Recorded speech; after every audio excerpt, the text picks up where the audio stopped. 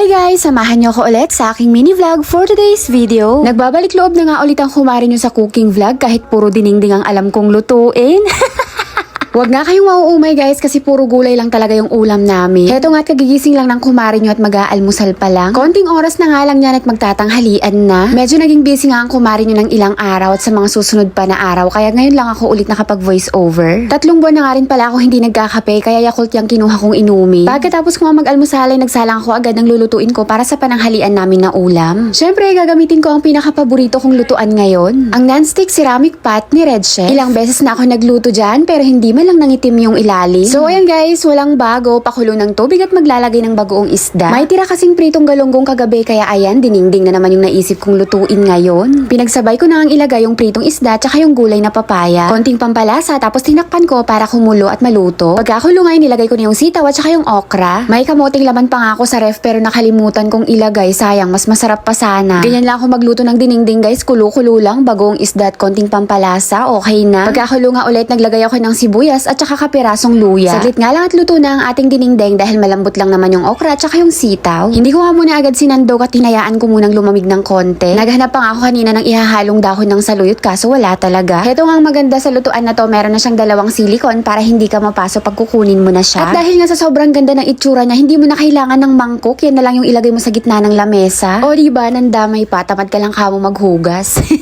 Pati nga kanin ay dati pa man hindi na namin sinasandok yung kaldero diretso na sa lamesa. Pero syempre alaga naman sa is yung kaldero namin para naman hindi pangit tignan habang kumakain. Tsaka napakaliit lang kasi ng kaldero namin, hindi na kailangang sandukin at 3 lang naman kami. So hayan kung dati kaya namin inumin na diretso yung mineral na water, ngayon hindi na, kailangan na namin ng yelo. Kaya malaking tulong din talaga pag merong ice cube molder. Solid pa yung pagkatigas, hindi katulad ng tube ice na pakabilis malusaw. So ayan, 3 lang yung plato na makikita nyo at wala yung pamangkin ko ngayon dito, may duty. At sobrang bihira lang din talaga namin siya makasabay sa hapagkainan kasi sobrang busy na siya, may training siya tapos may pasok pa siya, graduating na kasi siya ngayong taon. Halos kagigising nga lang ng Kuya Cypher namin at ni Samira kaya diretso lunch na talaga. Hinahayaan ko na nga lang muna sila magpuyat ngayon kasi sa susunod na pasukan pareho na silang pang umaga. Sobrang aga pa naman ang pasok dito sa Manila kaya 4:30 pa lang gising na yung mga estudyante para maghanda yung mga pang umaga. So ayan, pag ganyang diningding ang ulam namin, wala namang problema kay Kuya Cypher namin kasi nag-uulam talaga siya ng inabraw or diningding. Si Samira naman pili pa yung gulay na gusto niya. Pero sa sabaw ng dinengdeng, paborito niya yan. Gustong-gusto niya yung sabaw tapos yung isda. Sisimulan ko pa nga lang siyang sanayin sa gulay kasi nga kakaawat niya lang din sa bote. Maaga naman yun siya kumain ng kanin kaso nga lang medyo mapili sa ulam. Puro sabaw ng dinengdeng at sinigang at saka paborito niya ang isda kahit anong klase ng isda. Mangantayo guys, kain!